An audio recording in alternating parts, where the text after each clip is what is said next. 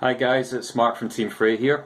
I'm just giving you a little update as to where things are with Team Frey at the moment and our upcoming trip to Antwerp World Series 58, which is on June 29th. I've been getting prepared for that with my Antweights. I've got 4 ones fully operational now. Hopefully it'll stay that way in time for the event, but you never know with these things because I've had a few little nasty accidents along the way with the robots, but well, everything seems to be working in order for just now.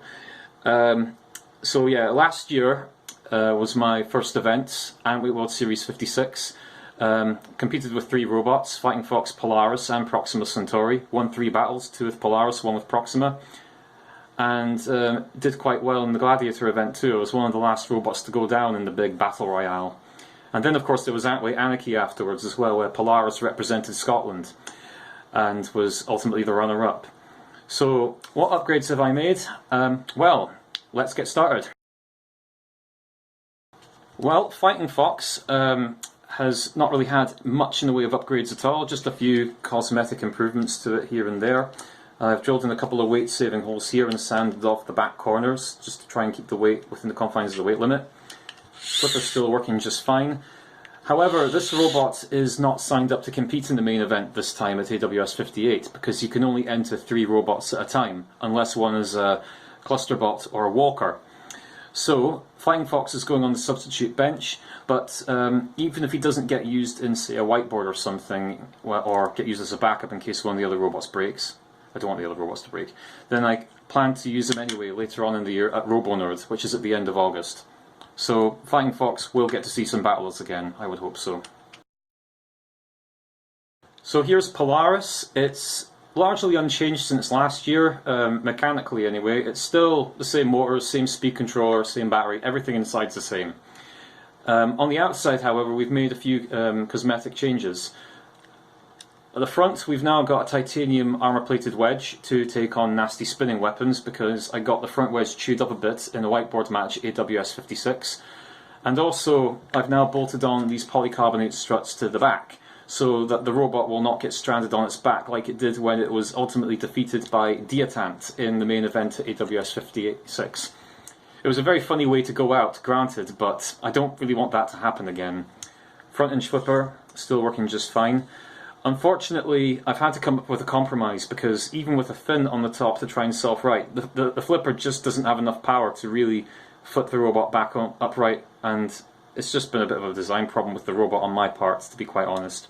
So I'm thinking about retiring this robot at some point and replacing it with an even better version that actually can self-right properly.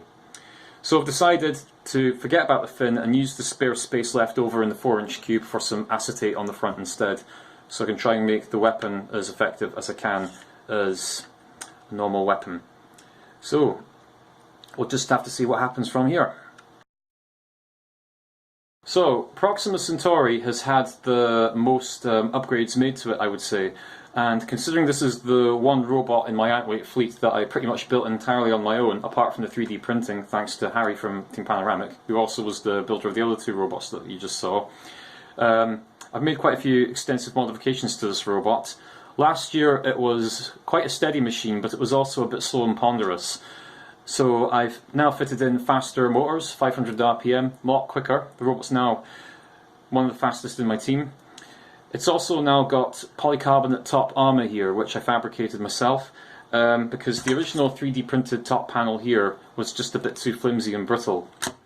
And the first attempt at a polycarbonate top panel was made out of 2mm polycarbonate, which kept beaching the wheels off the ground. So I've now gone with 1.5mm, which is still durable, and the robot can now still drive upside down, which is obviously a very good thing.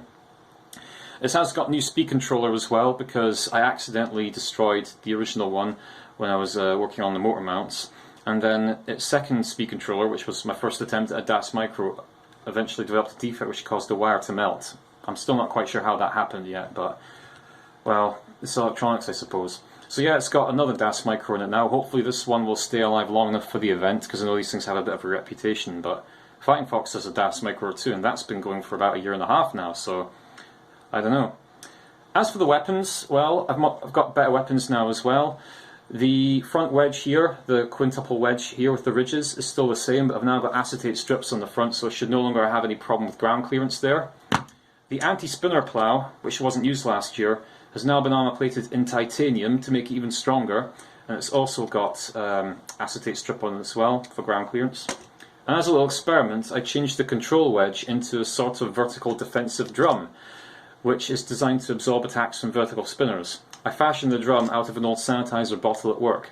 That's how we recycle. So yeah, that's Proxima, and hopefully it will do better this time than it did last time. We'll just have to see what happens.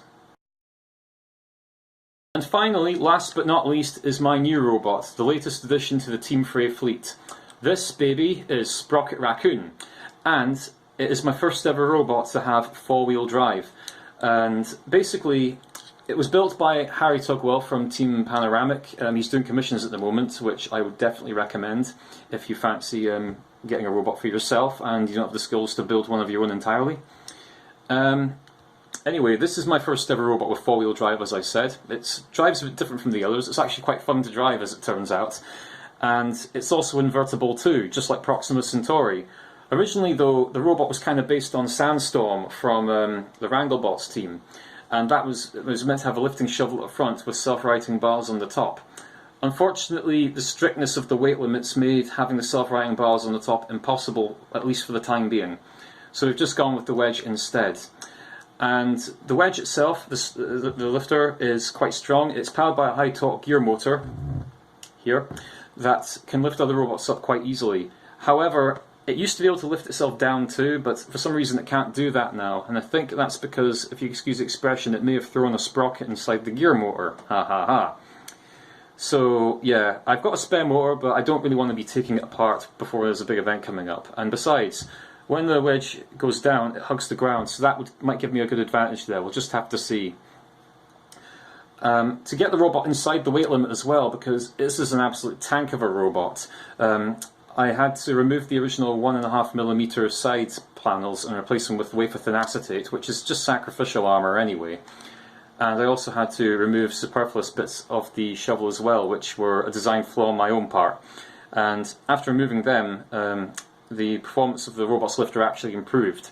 And because there was enough weight left over, just enough, I've now armour plated the front shovel with polycarbonate for protection.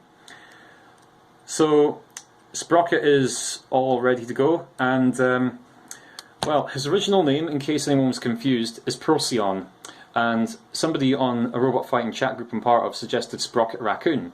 So I thought that was too good an opportunity not to miss, but as you can probably see on the front there, it says X-Procyon, just as a little nod to its real name. But yeah, that's all the ant weights that are in the team, and well, it's time to go and get ready for the next event. So let's wish ourselves luck and hope for the best. But before I go, I want to show you something that I've been working on for Beetleweight events later in the year and beyond. This is, well, this is going to be called Volta, or Volpecula. I've not quite decided on the name yet. And it's basically going to be a four-wheel drive rambot with a lifter on the top that's kind of front hinged here. That's the plan anyway. Main construction is 10mm HDPE, 2mm aluminium on the front, although I might try and put some polycarbonate on the front as well to reinforce it if I can. The base plate is also 2mm polycarbonate. It used to be 2mm aluminium, but I found it made quite a significant weight saving if I replaced it with polycarbonate, because I want to try and get a lifting weapon in.